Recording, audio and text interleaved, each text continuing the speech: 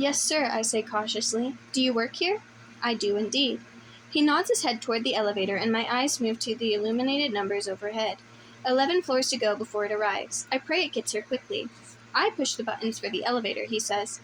I don't think there's official titles for my position, but I like to refer to myself as a flight captain, considering I do send people as high as 20 stories up in the air. I smile at his words, since my brother and father are both pilots. How long have you been flight captain for this elevator? I ask as I wait. I swear this is the slowest damn elevator I've ever encountered. Since I got too old to do maintenance on this building. Worked here 32 years before I became captain. Been sending people on flights now for more than 15 years, I think. Owner gave me a pity job to keep me busy till I died. He smiles to himself. What he didn't realize is that God gave me a lot of great things to accomplish in my life, and right now I'm so far behind, I ain't ever gonna die. I find myself laughing when the elevator doors finally open. I reach down to grab the handle of my suitcase and turn to him one more time before I step inside. What's your name? Samuel, but call me Cap, he says. Everyone else does. You got any birthmarks, Cap? He grins. As a matter of fact, I do. Seems in my past life, I was shot right in the ass. Must have bled out. I smile and bring my hand to my forehead, giving him a proper captain's salute. I step in the elevator and turn around to face the open doors, admiring the extravagance of the lobby. This place seems more like a historic hotel than an apartment complex, with its expensive columns and marble floors. When Corbin said I could stay with him until I found a job, I had no idea he lived in like an actual adult. I thought it would be similar to the last time I visited. Right after I graduated from high school, back when he had first started working toward his pilot's license. That was 4 years ago, and a 2-story sketchy complex ago. That's kind of what I was expecting. I certainly wasn't anticipating a high-rise smack dab in the middle of downtown San Francisco. I find the panel and press the button for the 18th floor, then look up at the mirrored wall of the elevator. I spent all day yesterday and most of this morning packing up everything I owned from my apartment back in San Diego. Luckily, I don't own much, but after making the solo 500-mile drive today, my exhaustion is pretty evident in my reflection. My hair is in a loose knot on my head, secured with a pencil, since I couldn't find a hair tie while I was driving. My eyes are usually as brown as my hazelnut hair, but right now they look 10 shades darker thanks to the bags under them. I reach into my purse and find a tube of chapstick, hoping to salvage my lips before they end up as weary-looking as the rest of me. As soon as the elevator doors begin to close, they open again. A guy is rushing towards the elevator, preparing to walk on as he acknowledges the old man. Thanks, Cap, he says. I can't see Cap from inside the elevator, but I hear him grunt something in return. He doesn't sound nearly as eager to make small talk with this guy as he was with me. The man looks to be in his late 20s at most. He grins at me, and I know exactly what's going through his mind, considering he just slid his left hand in his pocket. The hand with the wedding ring on it. Floor 10, he says without looking away from me. His eyes fall to what little cleavage is peeking out of my shirt, and then he looks at the suitcase by my side. I press the button for floor 10. I should have worn a sweater. Moving in, he asks, blatantly staring at my shirt again. I nod, although I doubt he notices considering his gaze isn't planted anywhere near my face. What floor? Oh, no, you don't. I reach beside me and cover all the buttons on the panel with my hand to hide the illuminated 18th floor button, then press every single button between floors 10 and 18. He glances at the panel confused. None of your business, I say. He laughs. He thinks I'm kidding. He arches his dark, thick eyebrow. It's a nice eyebrow. It's attached to a nice face, which is attached to a nice head, which is attached to a nice body. A married body. Asshole. He grins seductively after seeing me check him out. Only I wasn't checking him out the way he thinks I was. In my mind, I was wondering how many times that body has been pressed against a girl who wasn't his wife. I feel sorry for his wife. He's looking at my cleavage again when we reach floor 10. I can help you with that, he says, nodding towards my suitcase. His voice is nice. I wonder how many girls have fallen for that married voice. He walks towards me and reaches to the panel, bravely pressing the button that closes the doors. I hold his stare and press the button to open the doors. I've got it. He nods as if he understands, but there's still a wicked gleam in his eyes that reaffirms my immediate dislike of him. He steps out of the elevator and turns to face me before walking away. Catch you later, Tate, he says, just as the doors close. I frown, not comfortable with the fact that the only 2 people I've interacted with since walking into this apartment building already know who I am. I remain alone on the elevator as it stops on every single floor until it reaches the 18th. I step off, pull my phone out of my pocket, and open my messages to Corbin. I can't remember which apartment number he said his was. It's either 1816 or 1814. Or maybe it's 1826. I come to stop at 1814 because there's a guy passed out on the floor of the hallway, leaning against the door to 1816. Please don't let it be 1816. I find the message on my phone and cringe. It's 1816. Of course it is. I walk slowly to the door, hoping I don't wake up the guy. His legs are sprawled out in front of him, and he's leaning with his back pressed up against Corbin's door. His chin is tucked to his chest, and he's snoring. "Excuse me?" I say, my voice just above a whisper. He doesn't move. I lift my leg and poke his shoulder with my foot. I need to get into this apartment. He rustles, and then slowly opens his eyes and stares straight ahead at my legs. His eyes meet my knees, his eyebrows furrow as he slowly leans forward with a deep scowl on his face. He lifts a hand and pokes my knee with his finger, almost as if he's never seen a knee before. He drops his hand, closes his eyes, and falls back asleep against the door. Great. Corbin won't be back until tomorrow, so I dial his number to see if this guy is someone I should be concerned about. "Tate?" he asks, answering his phone without a hello. "Yep," I reply. "Made it safe, but I can't get in because there's a drunk guy passed out at your front door. Suggestions?" 1816, he asks. "You're sure you're at the right apartment?" "Positive." "Are you sure he's drunk?" "Positive." "Weird," he says. "What's he wearing?" "Why do you want to know what he's wearing? If he's wearing a pilot's uniform, he probably lives in the building. The complex contracts with our airline. This guy isn't wearing any type of uniform, but I can't help but notice that his jeans and black t-shirt do fit him very nicely. No uniform, I say. "Can you get past him without waking him up?" "I'd have to move him. He'll fall inside if I open the door." He goes quiet for a few seconds while he thinks. "Go downstairs and ask Cap." He says, "I told him you were coming tonight. He can wait with you until you're inside the apartment." I sigh because I've been driving for 6 hours and going all the way back downstairs is not something I feel like doing right now. I also sigh because Cap is the last person who could probably help in this situation. "Just stay on the phone with me until I'm inside your apartment." I like my plan a lot better. I balance my phone against my ear with my shoulder and dig inside my purse for the key Corbin sent me. I insert it into the lock and begin to open the door, but the drunk guy falls backwards with every inch the door opens. He groans, but his eyes don't open again. "It's too bad he's wasted," I tell Corbin. "He's not bad looking." "Tate, just get your ass inside and lock the door so I can hang up." I roll my eyes. He's still the same bossy brother he always was. I knew that moving in with him would not be good for our relationship, considering how fatherly he acted towards me when we were younger. However, I had no time to find a job, get my own apartment, and get settled before my new classes started, so it left me with little choice. I'm hoping things will be different between us now, though. Corbin is 25 and I'm 23, so if we can't get along better than we did as kids, we've got a lot of growing up left to do. I guess that mostly depends on Corbin and whether he's changed since we last lived together. He had an issue with anyone I dated, all of my friends, every choice I made, even what college I wanted to attend. Not that I ever paid attention to his opinion, though. The distance and time apart has seemed to get him off my back for the last few years, but moving in with him will be the ultimate test of our patience. I wrap my purse around my shoulder, but it gets caught on my suitcase handle, so I just let it fall to the floor. I keep my left hand wrapped tightly around the doorknob and hold the door shut so the guy won't fall completely into the apartment. I take my foot and press it against his shoulder, pushing him from the center of the doorway. He doesn't budge. "Corbin, he's too heavy. I'm gonna have to hang up so I can use both hands."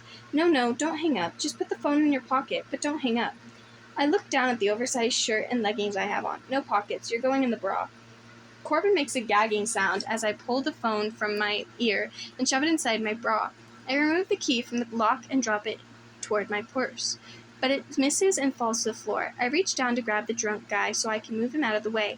"All right, buddy," I say, struggling to pull him up from the center of the doorway. "Sorry to interrupt your nap, but I need inside this apartment."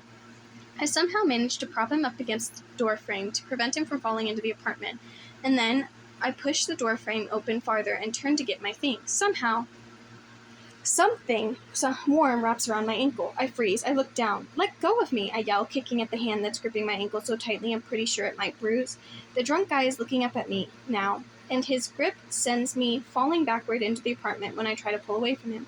"I need to get in there," he mutters, just as my butt meets the floor. He makes an attempt to push the apartment door open with his other hand, but immediately sends me into panic mode. I pull my legs the rest of the way inside, and his hand comes with me. I use my free leg to kick the door shut, slamming it directly into his fist. "Shit," he yells. He's trying to pull his hand back into the hallway with him, but my foot is still pressing against the door. I release enough pressure for him to have his hand back, and then I immediately kick the door all the way shut. I pull myself up and lock the door. The deadbolt and the chain lock as quickly as I can. As soon as my heart rate begins to calm down, it starts to scream at me. My heart is actually screaming at me. In a deep male voice, it sounds like it's yelling, "Tate! Tate! Corbin." I immediately look down at my chest and pull my phone out of my bra, then bring it up to my ear. "Tate, answer me." I wince and then pull the phone several inches from my ear. "I'm fine," I say, out of breath. "I'm inside." I lock the door. "Jesus Christ," he says, relieved. "You scared me to death. What the hell happened?" "He was trying to get inside." I lock the door, though. I flip on the living room light and take no more than 3 steps inside before I come to a halt. "Good going, Tate." I slowly turn back to the door after realizing what I've done. Corbin?" I pause. "I might have left a few things outside that I need. I would just grab them, but the drunk guy thinks he needs to get inside your apartment for some reason, so there's no way I'm opening that door again. Any suggestions?" He's silent for a few minutes. "What did you leave in the hallway?" I don't want to answer him, but I do. "My suitcase." "Christ, Tate," he mutters. "And my purse." "Why the hell is your purse outside?" "I might have also left the key to your apartment on the hallway floor." He doesn't even respond to that one. He just groans. "I'll call Miles and see if he's home yet. Give me 2 minutes." "Wait, who's Miles?" "He lives across the hall. Whatever you do, don't open that door again until I call you back." Corbin hangs up and I lean against his front door. I lived in San Francisco all of 30 minutes and I'm already being a pain in his ass. Figures. I'll be lucky if he lets me stay here until I find a job. I hope that doesn't take long. Considering I've applied for 3 RN positions at the closest hospital, it might mean working nights, weekends, or both, but I'll take whatever I can get if it prevents me from having to dip into savings while I'm back in school. My phone rings.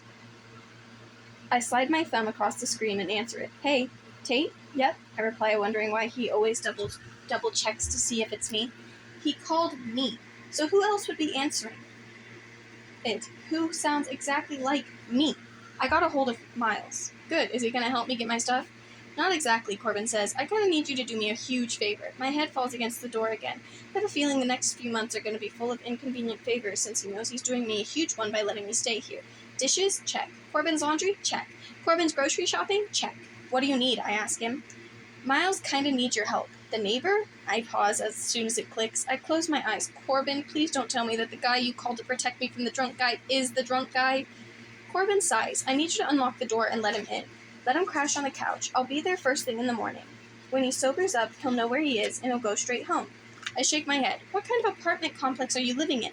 Do I need to prepare to be groped by drunk people every time I come home?" Long pause. "He groped you?" Grope might be a bit strong. "He did grab my ankle, though." Corbin lets out a sigh. "Just do this for me, Tate. Call back when you've got him in, and all your stuff inside." "Fine," I groan, recognizing the worry in his voice. I hang up with Corbin and open the door. The drunk guy falls onto his shoulder, and his cell phone slips from his hand and lands on the floor next to his head. I flip him onto his back and look down at him. He cracks his eye open and attempts to look up at me, but his eyelids fall shut again. "You're not Corbin," he mutters. "No, I'm not. But I am your new neighbor, and from the looks of it, you're about to owe me at least 50 cups of sugar." I lift him by his shoulders and try to get him to sit up, but he doesn't. I don't think he can, actually. How does a person even get this drunk? I grab his hands and pull him inch by inch into the apartment, stopping when he's just far enough inside for me to be able to close the door. I retrieve all of my things from outside the apartment and then shut and lock the door. I grab a throw pillow from the couch, prop his head up, and roll him onto his side in case he pukes in his sleep. And that's all the help he's getting from me. When he's comfortably asleep in the middle of the living room floor, I leave him there while I look around the apartment. The living room alone could fit 3 of the living rooms from Corbin's last apartment.